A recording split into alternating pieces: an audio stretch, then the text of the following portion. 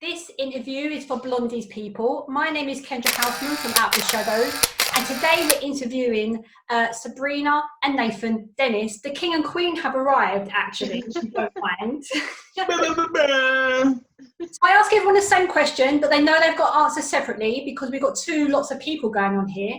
So who are you and what do you do? We'll come to Sabrina first. Ladies first. Cool. My name is Sabrina Dennis. I am the CEO of First Class Legacy Limited. I am Nathan's wife, his better half. I'm also the author of a book called A Piece of the Pie, and a mother to our 4 daughters as well. So quite a busy person. That's who I am. Nathan, who are you? Hi everybody. Do you want to ask the question first and then I'll respond? Ready? Who are you and what do you do? Well, I do a few things. My name's Nathan Dennis. Hello everyone that's listening. Thank you for having us, Kendra. Really love this. This is awesome. So I'm Nathan, founder of First Class Legacy, an organisation that specialises in youth and community engagement strategies, and also a trustee of our newly founded charity called First Class Foundation. Oh, okay. Where do we even start? So I know you from First Class Legacy. So can you tell me, where did that concept come from and why did you start it? Yeah, it really birthed from myself really going through a lot of frustrations and disappointments with how I felt statutory services were delivering services around the West Midlands area. So I thought, how could we create an organisation that was culturally appropriate, was flexible, was driven by a values-based approach, and basically came up with this idea of First Class Legacy. Really, it originally formed in its first infancy in like 2005 as a youth and community organisation, but then after the government changed, Labour government lost the power, Conservatives came in, a lot of cuts happened within the sector. So I went away for a bit, done some work in a charity, and then just really was burning inside to do my own thing. And I was begging for my wife to basically to be a part of what I was doing, because in the first experience of doing the First Class Youth organisation, Sabrina wasn't really involved, and I wanted to do something that was together, like both of us could do, because obviously a lot of the stuff that we do is centered around helping young people, helping families, helping adults within our community, some of the most vulnerable and the most broken. And for me, I want to be able to, there's a saying that they say in Jamaican culture, dance a yard before you dance abroad. So that basically means if you're going to practice what you're preaching it at home, like don't be out there trying to do all these services and provide all of this, but inside your household, you're not actually practicing what you're doing. Yeah. And I think you live by that very much. Do you know what? And we haven't talked about this before, but do you remember how we first met? Do you remember you invited me down to this church, this church. You told me to come down and speak with these people. Yes. And I was like, oh. And what actually happened was the day before. It was the day before my son's birthday. Everything went wrong. And I come down. It was hot like it is today. I travelled for hours and hours, walked in. And what you had said to me is, you don't need a PowerPoint. And everyone else had a PowerPoint. And I was like, how is this going to go down? And I spoke. And I've never felt so welcome in my life. Like I spoke, I'm still friends with like loads of people from that one day. Loads of people, yeah. And it just, you made me feel, but both of you made me feel so welcome. So I think that's the essence of what you kind of do. You make people feel included. Yeah. That's awesome to hear, because because it's brilliant, because that means our values are working, because we have about 6 core values based on faith, love, time, passion, integrity, fun and laughter.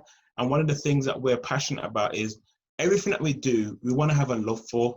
We don't want to just do stuff that's just like a tick box exercise.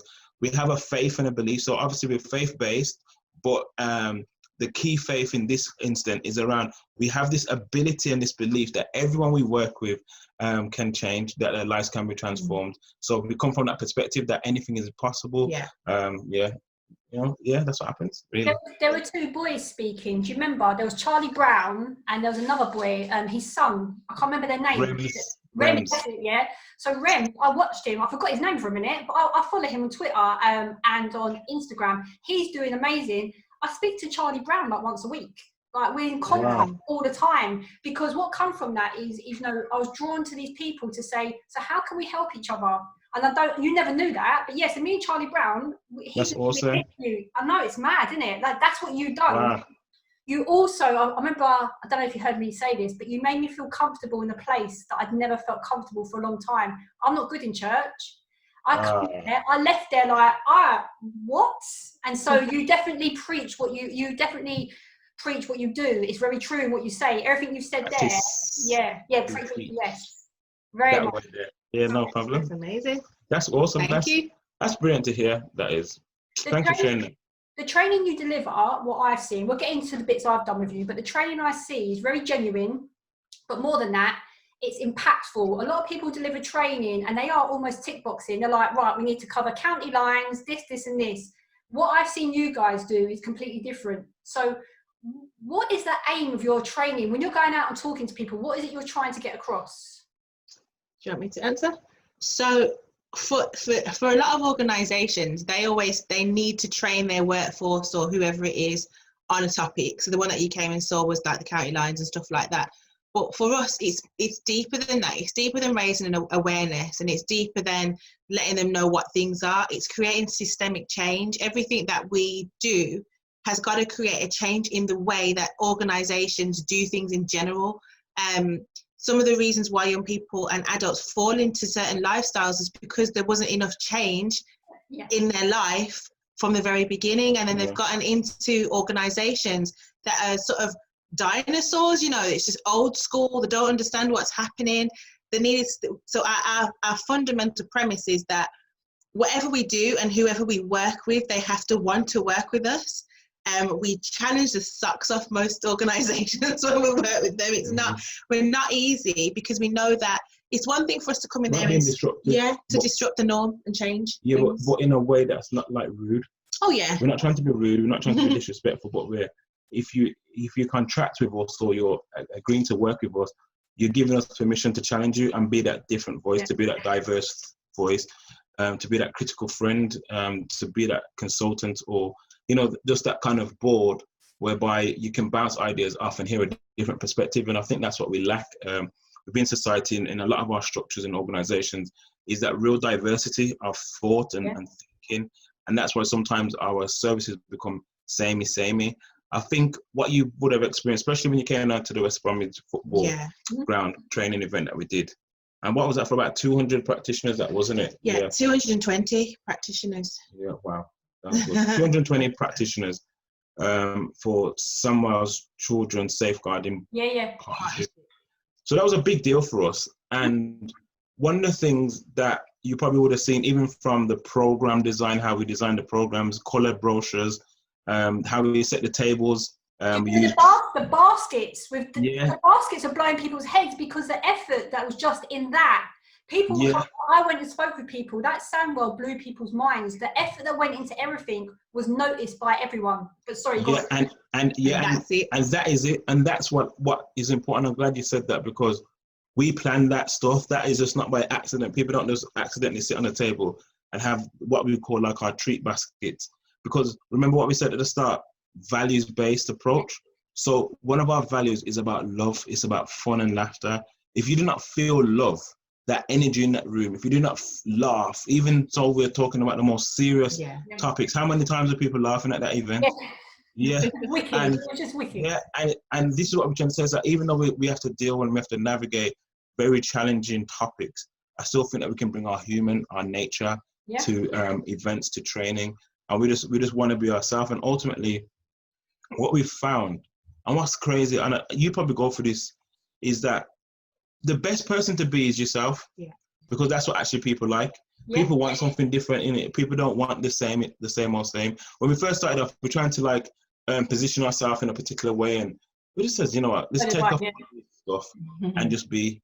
And who connects to us will connect to us. But then that's where we get the lasting change, and that's what happens. That people come to the conference, they engage with us in different ways. They see the treat baskets, they hear the information, they get the resources, but they remember how they felt when they were in the room. Absolutely. They remember who they spoke to. Like you said, I spoke to so many people after that. I was talking about little things that were on the table or whatever else, but you remember it, and it creates a lasting change. If we can connect to people's hearts that way, then we can get to their minds as well. So we try to do that in all of the work that we do, really.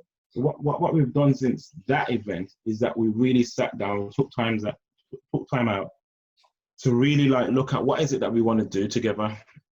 So we've just literally in the last stages of about to launch an arm of First Class Legacy, which is called Legacy Consultants. Mm-hmm. And basically what that is delivering training and consultancy for staff teams, for individuals who need it. And we've got 3 key training offers. So the first one you've seen a bit about, which is the Navigating the New Terrain, which is where we talk about the changes in technology, the changes in the landscape. We kind of challenge practitioners and organizations to think about the systems, their methods, their approaches. Navigating the New Terrain is really, really good. We bring in the kind of concept around Generation Z, and we challenge people to think, are your services fit for purpose? Are they connecting with these young people that are using social media? I remember in your presentation, you talked about just the fact about language and how language is evolving and young people's language always changing. Like when we done that conference, correct me if I'm wrong, but I don't think TikTok was out, or if it was out, it wasn't how it was popping now. You spoke about it, or it was spoken about, sorry, but it weren't like it is now. I had to go and look it up. I was like, what is that all about? Yeah, and now TikTok's the platform that most young people are using. So we have to be ahead, because if services are thinking, oh, I want to do a Facebook page, that's old news now. And Instagram, oh, that's old, now it's Instagram's still there, but TikTok's moving. So that's one of the training offers we do. We also have our training program called Effective BAME Engagement Strategies, where we talk about some of our methodology, some of our approaches, things like the fact that a lot of our approaches now are independently evaluated. So we've had an independent evaluation by the Centre for Mental Health, and some of that evaluation revealed that there were certain nuances that we were doing and methods that we were using that was making us successful. So 2 of them, as just an example, is the fact that when we deliver services, we are using relatable role models, people who have come from similar backgrounds or can connect with the audience that we're trying to engage with. The power of stories, which you so powerfully do. The fact that we create psychologically and culturally informed spaces. So in that training, it's about us teaching from our 15 years plus of youth and community engagement strategies. Is now we're training practitioners to go out there and do that, or to implement these changes within their organizations. And the last one you can just talk about, Can You See Me? So Can You See Me kind of encompasses the other 2 training methods that Nathan talked about, but also we do a lot of experiential learning. So we go out on the ground with those who are on the training course, and we take them into the communities to engage with young people who they traditionally deem hard to reach. And we kind of train them along the way, but kind of throw them in the deep end and say, okay, you've got to now try and do this. Like how's it going to work for you? But on top of that, we give them time to stop and pause and reflect on their own practice and what they have been doing in the past, to kind of realize that actually what we're doing now doesn't work. I've now been out and I've engaged with the community. I see how the community are. I know what they talk about, and I can now inform my practice with that learning. So that's another way in which we do it. So what's beautiful about this is actually my favorite. It's our kind of brainchild. It's because we was thinking about everything that we deliver, and we was thinking, how can we make it even more real and emotional impact? Because I feel like if it doesn't hit your heart and your mind, you don't really bring behavioral change in organizations. So we've created it as like a 3-day leadership development course, whereby there's some of it's classroom based, and then the majority of it is actually going out there. So for instance, if you was coming to Birmingham and we delivered it in the Birmingham region, we would go to local like restaurants, takeaways, so that the practitioners can feel the community, can hear the community, dine with the community. Then we'll do like going out and doing a bit of mapping together and show senior leaders how we do mapping. And mappings around, do you connect with the local police, the fire service? Do you know what's happening on the ground? And then there's a bit of you could call it a bit of bougie, whereby in the evening time we've planned where we'll go to different diverse type of restaurants. So it could be the local Balti restaurant or the Caribbean food shop or the Polish delicacy or Italian. And we have conversations where we call it the kitchen table talks approach, where we're sitting around the table with some food, unpacking what we've learned in the day. So it's really hands-on, on the ground. So we're really excited about that. And it's called Can You See Me? Can You See Me? Yeah, Can You See Me? I love it.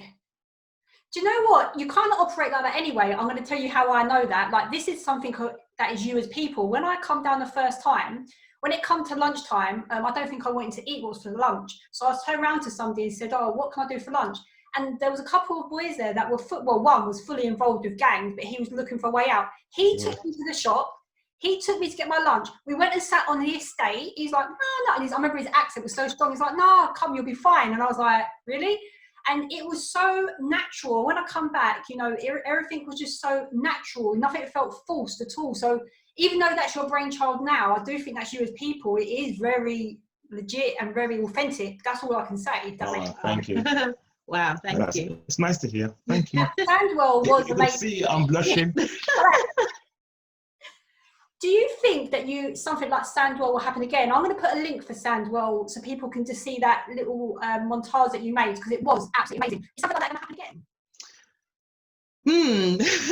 Because I'm a positive optimist, yes. I'm going to say yes. I'm like yes and no, depending on where we are. It depends on where. It's really, and I think this is the challenge for statutory services, is that you can start well, but it's about how you finish.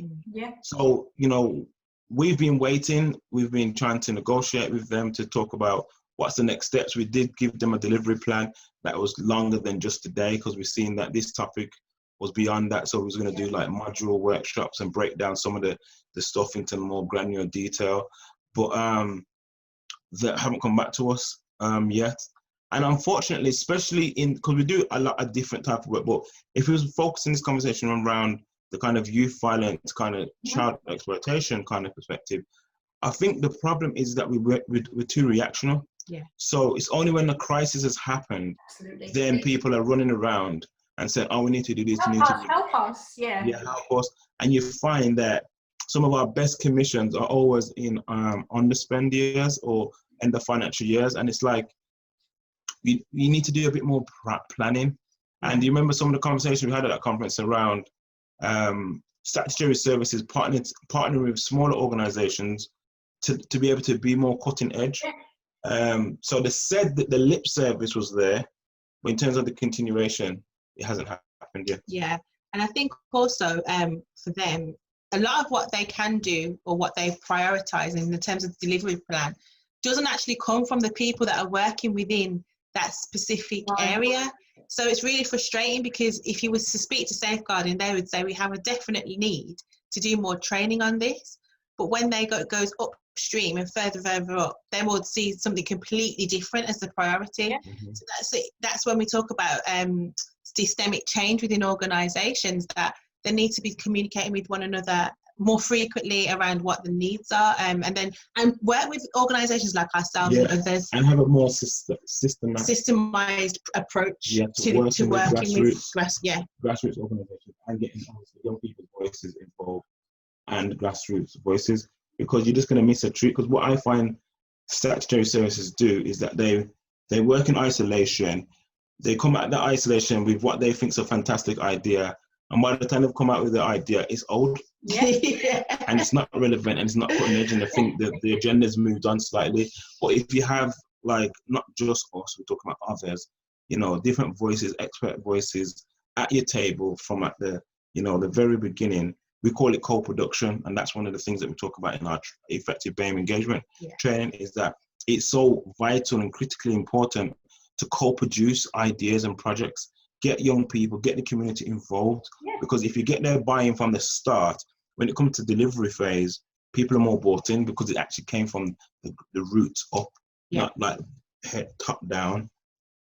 Some of the stuff that our young people are going through in all our areas, there's children and young people dying. That's what aggravates me with the services, is that the stuff that you're doing will save lives. I heard people talking. I sat and ate at the at Sandwell conference with 2 lead safeguarding and officers and somebody from domestic violence, and they said that what you were saying was so unique about the way you want it to work that it would save lives. And I think that's important. People need to realise that that's the priority. We're here to safeguard and save lives, so everything else should come second, if that makes sense. Do you know what I'm saying?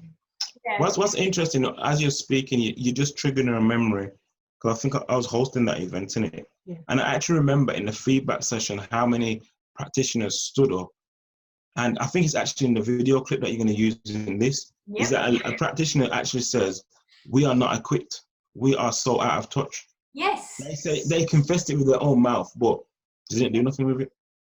And you know what, that's everywhere. So that's, you know, where I work, everywhere I go, we go in, we deliver what we've done, but then they kind of think that's it. They think that's the fix. Nah, our children need long-term investment. Our young people need us to be there for a long time. Hence why I stayed in touch with certain people. I'm investing in them. So everything you're saying, hopefully by these kind of platforms, people will listen to you, because I can vouch that both of you talk complete sense. Everything you delivered that day, I was like, yeah, that's exactly how it should be, you know? Mm-hmm. Yeah. Okay. Wow. So the reason you're on Blondy's, people, everyone's chosen for a reason, and I've kind of explained to you the reason. When I was growing up, I come from a very broken home, very much so, and I had no positive role models around me at all, let alone relationships. I didn't have anyone around me that I looked to and go, oh yeah, that's somebody I want to be like. There were just people I didn't want to be like. However, if I'd grown up around you guys and seen how your relationship looks with together and for your children, I would have had a different understanding of relationships. Does that kind of make sense? Yeah. I look to you, I watch the stuff that you do, because I think, how? So I'll bring it round to that. You're very family led. I mean, you even go and like deliver your daughter's cakes, don't you, on her cake business? Yeah, so like, currently I'm employed on a Wednesday and Saturday, Saturday. Yeah, Wednesday and Saturday, I'm delivery boy. I saw a picture of one of her tray bakes, right? So I'm all the way in Kent, and I was like, that. So you're very family based, and that's what I think people love. But how does that work? Working as a husband and wife team, how do you make that work? There's so much. I want to try and screen it. I'm trying to like. I would love to screen share, but my laptop's not working properly. So basically, we've got these principles called between the sheets. Yeah. Yeah. So you see, when you go, and I'm going to try and see if I can. You're going to see if you can screen share. So we've got these principles. So this kind of came about from my book. I wrote a book a few years back called A Piece of the Pie. And what I started to sort of document was how I manage our family as a mum and business and all that sort of stuff. And I kind of was just sharing it because I thought, well, it's really small, but it was just information that I could give to parents or people that can help them. Fast forward a few months down the line, Nathan's like, wait there, each one of these can be like broken down further. And then when we started to look at it, I realized that there's even more things that we've started to adopt and do. So I started to write the second part of the book called Between the Sheets. And it's very raunchy sounding, but it's not necessarily that kind of sheets we're talking about. They're all individual sheets of paper or individual principles that we use to help us to manage our relationship in terms of business. I think there's about 14 different sheets actually, but I won't tell you all of them because we haven't got all day and night. But I'll give you a quick list. You can give the quick list. You're better than I am. So we've got our Monday meetings. So these are just to give a context, because if there's a couple that's going to watch this, or even, I don't know. Whoever. Yeah. It's important to understand that every sheet was birthed out of a challenge. Okay. And then we created a system to help tackle that challenge, yeah? So even though it sounds quite nice, and it is quite nice at the moment, and we have a system, there's a flow, there's the energy, everything was because of experience. So there's a principle we do called our Monday morning meetings. So every Monday, we have a meeting around 8:30, whereby we talk through the whole calendar of the week. And in this meeting, so sometimes that could be together. So if it's during the school run, I'll park up and we have the conversation. We go through the calendar for the week. We look at the logistic plan of the week and say, okay, who needs to be where? What meetings are happening? What's in the diary? But it also covers the girls' stuff as well. So the children's activities are in this meeting. Okay, that's good. What's happened before is Nathan's got to be at a meeting at the same time he's supposed to be at school run or doing something else. Yeah. So it's to alleviate that who's supposed to be where when, or where are the girls even. That one, that's come in handy, hasn't it? Yeah. So Monday meeting, in that conversation, it flags up any logistical issues like where we're supposed to be. A second principle is our Google shared calendar. Yeah. So that is a color-coded calendar. I don't know if I can. I don't think it's going to be that populated because obviously we're in the kind of lockdown time or whatever. There's you still want to call stuff in this. there But it looks like. oh yeah, it's not going to get the back Why? burner. Yes, but just imagine it's a very colorful calendar with different colors for different areas of our life. So blue represents family, yeah. Yellow represents business stuff. Red is like an emergency action, and I think this what is there purple as well? Yeah, purple's like personal. Yeah, to me, personal. more personal for you. So what happens? Just as a snapshot looking at the calendar, you can see all the stuff that's happening, and everything's color coded. So it doesn't matter where I am or where Sabrina is. I can look at the calendar and know where Sabrina is because it's in the calendar. So that's an important point that helps us to manage logistically. A third sheet would be our checking in. Checking in is a principle that me and Sabrina have. We have 4 daughters together, and sometimes we can get lost as a couple, as a married couple, in the midst of our business. So the times change, but the principle hasn't. So there was a period though in our life for about 4 or 5 years where at 8 o'clock, our children have gone to bed, and that would be our time. No phones, no TV, no tablets, nothing. It would just be time for me and Sabrina to check in on an emotional level. So that conversation could be something like, Sabrina, how you doing? Okay, which isn't the right answer. So I'm like, okay, why are you okay? I'm fine. That's not enough.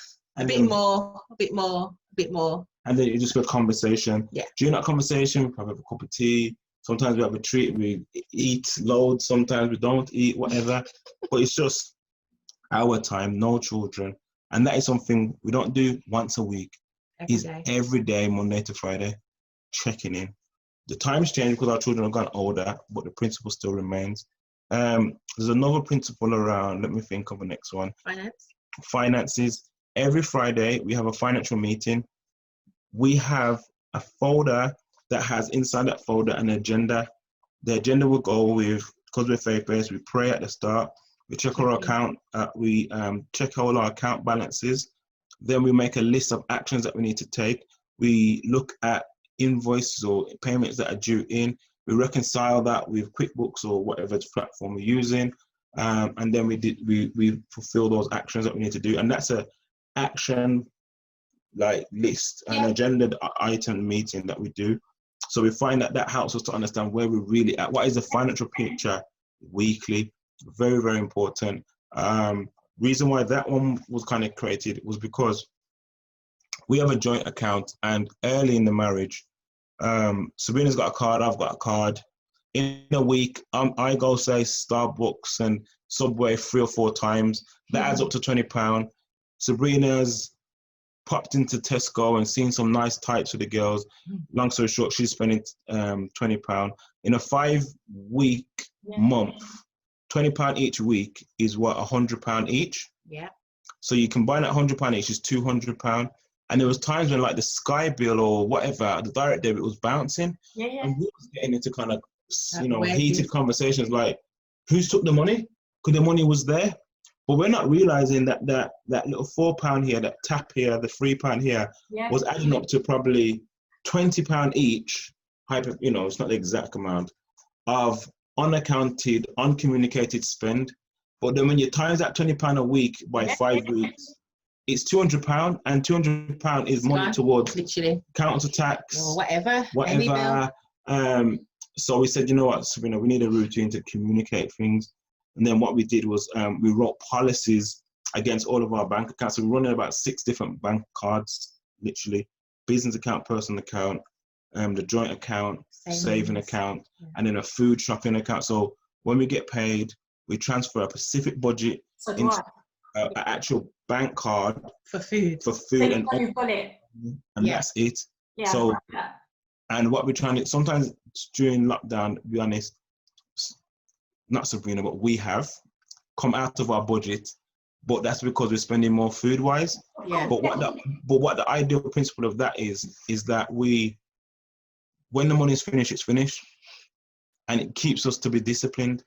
And then in our personal accounts, we do personal things, because before we were just doing everything and anything out of the same place, the same joint account, and it was causing just chaos. So we have a personal account with our own personal budgets that we give ourselves, and then things like haircuts or makeup or personal things that you want to get come out of the clothes shopping, whatever you want to do comes out of that. But we even this year and for last year actually looked at girls' birthdays, and just sort of budgeted for those. And so really sort of developed a plan, really, just more of a plan of action for what we do with our finances, because we know that for families, money is like a massive thing in relationships that can cause crazy times. So we're just trying our best to alleviate any of those issues. Yes, actually, if you research it, the biggest reasons why relationships fail is because of financial disputes. Of course. So that really helps. It because it's done in a kind of like real meeting, and we have folders that come out. Yeah. What happens in that, you find, is that it's structured, isn't it? It's a structured meeting. Yeah. And it takes out the emotion. Yeah, it's not personal when it's like that. It's just Before, sometimes those conversations can be quite it's accusative. Yeah. Who spent that money? It's a factual conversation, isn't it? It's like, here's the sums, where's the money gone? Like, that's where's the money? And it just keeps it very non-personal. It's just professional, and we know where we are, and we move on to the next week. What people might not realise is how much you've had to build that up. Because I remember you used to make videos, didn't you, Nathan, where you talk about just stuff. I used to watch it. And I remember you talking about that when you moved into where you are now, you had nothing. You guys just rocked up. I always remember you saying to me, like saying on the video, that you moved in with nothing, and you and Sabrina looked round and said, what do we do now? So this isn't, you two aren't from privileged backgrounds and somebody's told you how to budget. I know you've come from the we come up. We celebrated our 15-year wedding anniversary. 14 years, sorry, not 15 years. That's something else. But what was interesting, we told a story about a time when, before we had some money in the account, we know we had a little bit of money, but we didn't know it was that little. So we've gone to the cash machine to withdraw money, and the cash machine is like the minimum £10 in it. We didn't have £10, so we had to go into the bank, and we only could scrape out £5, and that was £5 to our name. This is like years ago. And I remember, like, we held the £5 in the middle of the street. We said a prayer, and we said, God, you're gonna have to help us, because we don't know how we're gonna manage off this. And then we went to Iceland, and we done some shopping, remember? Yeah, tiny little bit of shopping, but it was okay. Yeah, and then in that same season, we was doing what we called whoops shopping. So if I don't know in your area, if anyone, stickers. So it's yellow sticking, like whoops, that's been discounted. So we worked out the times when the supermarkets would reduce items, and then we would work it out, and then go into the shop, buy the stuff, and that would feed us for a few days or 3 days. And that's how we was living. And, I'm glad you raised this point, because I would say, I always use the analogy that life's like seasons. That you have your summer, you have your winters when it's really cold and you can probably feel isolated, and sometimes you go through autumn where it feels like people are dropping off and things are dropping off, and then you go into your spring when it's new opportunities. And what's sometimes frustrating is that people are seeing us in our summer. Now, this is a summer, this is a manifestation. We're on your platform. Thank you for the opportunity. People are going to hear our story. It's going to sound hopefully encouraging to people. But I want everyone to understand that we didn't start this way. And we know that we are... It's a long time of working hard, going without, not going anywhere. Like, we took a picture, we showed it on a video the other day, of the first time me and Nathan actually went out together without the girls. And it had been about 4 or 5 years where we actually could go out for a night out, just the two of us. That didn't happen. One, we didn't have the finance, or two, we didn't have a childcare scenario situation, because you get a childcare for 4 is just like really easy. People don't want that. So what's, what I'm saying? I think that's so important that, like, I think, especially in a digital age, and you can see that, I try and post my best pictures. We try and post our best pictures. But there's a lot of work, there's a lot of effort that's come behind that. People may, especially if you follow me on some of my social media, you may have seen that, last year or this year you went this place for Christmas. But we've had more years of not being able to go anywhere. Years than we've been away. And it's like, some people just misunderstand the hard work, the sacrifice that we've made. And now we're probably seeing some of the fruits of that work. But people see the fruits and just think, Man, you worked for them fruits. Yeah, there's a root to every fruit, man.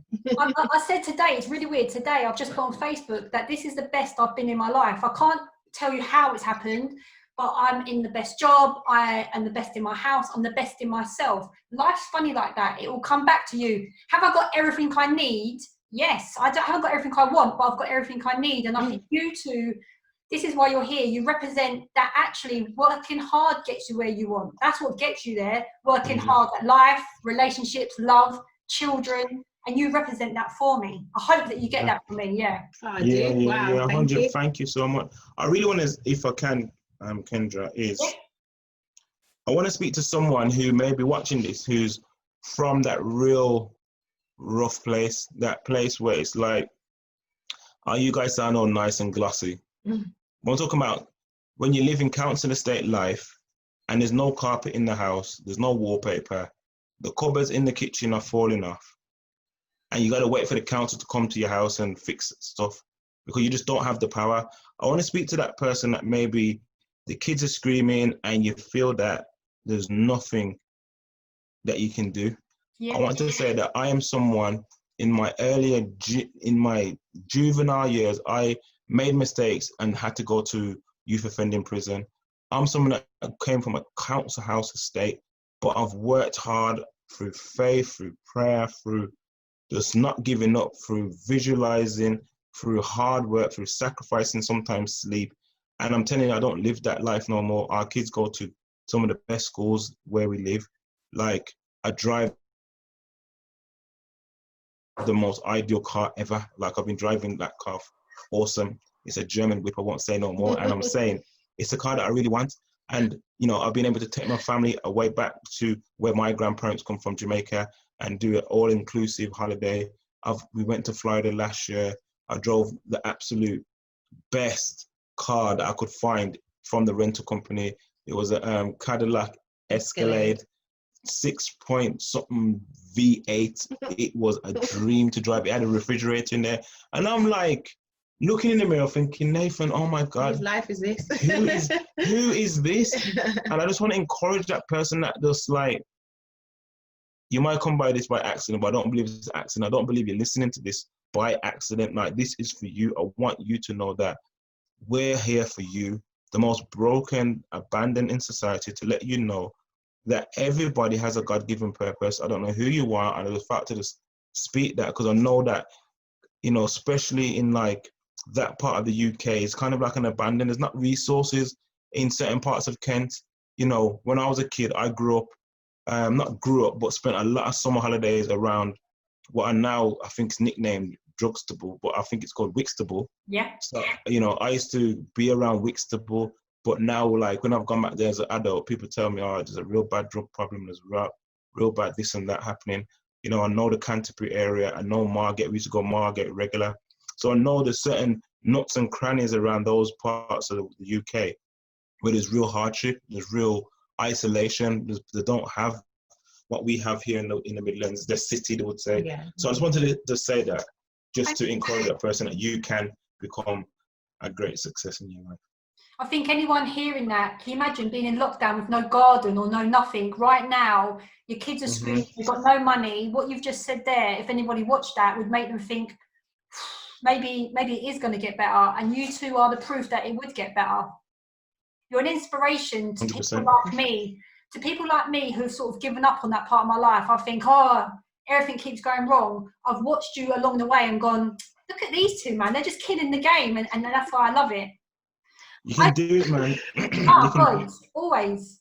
Okay, I end the interview asking the same question. So obviously you've got to answer separately. I want to know what you've learned about yourself during lockdown. So we'll come to Nathan first, because we'll end with Sabrina, obviously. So Nathan, have a think. Have you learned anything about yourself in lockdown or about others? Yeah, I think that I've learned that I love a challenge. Like, I have thrived so much in lockdown. Yeah. I've loved it. It's been like it's not a game, but it's been like a game to me. You know, people really have lost people. I've not because of COVID, but I lost my granddad during this time, and I had to do a social distancing funeral, and I wouldn't wish that on my worst enemy. But in terms of just the challenge of, okay, we're locked down, so I realized that I do know it anyway, but I'm really creative. So we've created some amazing ideas. We've had 4 birthdays while we've been on lockdown. Yeah. And every birthday has been we're in the same house. The rooms haven't changed, but we've added a little. So basically, our last birthday we've done, which is our daughter's 8th birthday, we decided to make it be like an Alice in Wonderland theme. So we made we delayed how we gave her the presents. We hid presents in different rooms. We painted up some cards and just dressed the house, and it made it look like Alice in Wonderland. And we got a pop-up tent and got some lights and put in the tent and got some soft cushions and stuff. Like really just thinking outside the box, and we had Hatter's tea party and stuff like that. And it's just amazing, like what the resources that we've done. We've created TPs, like t-shirts with the dye and stuff, and tie-dye. So yeah, I've just learned that I am resilient, that I'm made of something good, you know, and that just that we can overcome a lot. We can overcome anything if we put our mind to it. I think very much. I've really thrived. I didn't initially. I was like, lockdown, it's the end of the world. But I thrived. And my aunt passed away 3 days ago, and they've told us it's a social distance funeral. And I don't know how I feel about that. So hearing you say that you've been through it makes me feel like, okay, you know, people are experiencing these things. It's hard. I'll be honest. I don't know how your family do it in terms of culture, but in the African Caribbean culture, like we would normally have what we call 9 nights. So every day we'd be at each other's houses, having big cook-up food, drinks, dominoes, card playing, drinking, and music playing, praying, all that kind of stuff. And then we'd have a big gathering at the funeral, the graveside, and then we'd have a wake. And what the wake is like the food, drink, music playing, but there's none of that, and it's only like 6 people allowed. So that was, for me, I was really traumatized for about 3 days, man. That was actually, this might sound a bit weird, but that was more harder than losing my granddad. The fact that I was carry out. Yeah, I get that. I was at a funeral. I couldn't touch or hold my loved ones. It was rough, man. So it's good to see that for people listening to this, because I know lots of people that have lost people. It's good to know that we're all struggling. None of us know how to deal with that part of it, you know. Definitely. Okay, Sabrina, you're going to end. What have you learned during lockdown? If anything, you might not have learned anything. Oh gosh, that's not true. I've learned a lot. If anything, more than ever, I realised that I really don't know how to sit down. I really struggle to rest and keep still.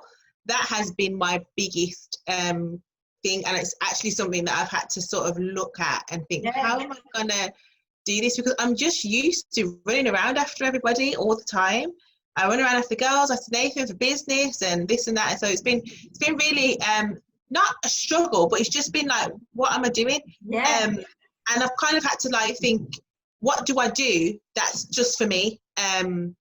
Because again, I'm quite hands-on. I'm very much about everybody else and less about me, but I'm more think about how everyone else in the house is feeling. How is there everything that everybody needs? You know, the homeschooling thing, everything. Like I've just been thinking everybody else, and I've kind of discounted myself in that, which obviously isn't good. So we're trying to work out what I'm going to do, what I like to do for myself. I have started colouring books. I've got those like that kaleidoscopic colouring book things that are like colour by numbers. It's not like a children's one, it's like real. They're actually quite. You should try diamond art, Sabrina. They've got this diamond art where you get these little diamonds and you create the picture. It's addictive. It's so relaxing. I'm the same as you. I can't relax. This diamond art thing's mad. You should try that. I might just pick you up on that, because honestly, once I've done my colouring books, like I've done so many that my felt tips are starting to die. So I'm going to need to think of something else. But yeah, I've learned that. But I also realised how much I like to be around my husband and my family. And I've really enjoyed having them around and spending quality time with each other. That's been fantastic. I've really loved that. Oh, that's brilliant. What about the 4 questions, Bob, that you got? What? The 4 questions that you got? Yes. So I every morning or evening, depending on how the day takes me, I tend to write in my journal. And I at the beginning of lockdown, I didn't write anything because I didn't know what I was feeling, thinking. It was just, my head was just full. It was just like whoosh, a lot of stuff. But then a few days later, probably a few weeks later, I was sat with my journal and I had 4 key questions that came to me. The first one was, how have you been feeling over the last 6 weeks? So that was just like a list, bullet point list of emotions that I'd been through, fear, anxiety, all of that rest stuff. And then the next question was, but what are you grateful for? And so I started to write down all the things that I've been grateful for. I was like writing Zooms down and birthdays and things like that. The next one after that I wrote was, so what do you want to change? What do you want to change in this time? So I wrote those down. And the last thing was, which I think is really important for everybody, the piece of advice I would give after this was to have a plan, because this period of time is really good for reflection and introspection, but we've got to have an action plan at the end of it. So the last thing was, what was the action plan? What's your post-lockdown action plan going to be? What are you going to do? Because nothing's the same now. Like, the guys have changed, everything's changed. So what do you want to create? Yeah, it can't just be the plan to go KFC, McDonald's, go shopping. Like, what do you want to Nando's. Nando's. You've got to be thinking bigger than that. We've got to be thinking big, but it's an opportunity to really create, design, and build the life that you want to have. Now I think we've got the opportunity to do it. So I'll leave you with that. Yeah, I mean, you literally, how lucky are you to have that as your wife, Nathan? Like, literally, the woman, I just want to get her because she just makes me feel good. I love it. Well, thank you for being interviewed. It's been, as always, brilliant. So I thank you, and I hope that it was good. I hope you enjoyed it. Awesome. Thank I you. want to say to you, congratulations on doing this. Thank you very much. I believe one of your organizations is called Out of the Shadows. Yes. Sometimes in life, like, we try something and it doesn't work how we see in the full vision of our mind. But remember, it's about seasons. And I believe that this is your season now, where you will emerge out of the shadow and come into the light. And that as you start to come out of the light and emerge, I believe that doors and opportunities are going to come for you. So don't be discouraged. Keep going. Yeah. You are blessed. There's a reason why you are still here after every single thing that you've been through. You know all the ordeals. You know your story. You know you don't need no one to tell you or remind you that. But I believe that your latter shall be greater. Yeah. That what you're about to go into is going to be phenomenal. So just have your arms, your hands ready to receive the new season. I love that. Right, I'm going to press stop. Wait a minute.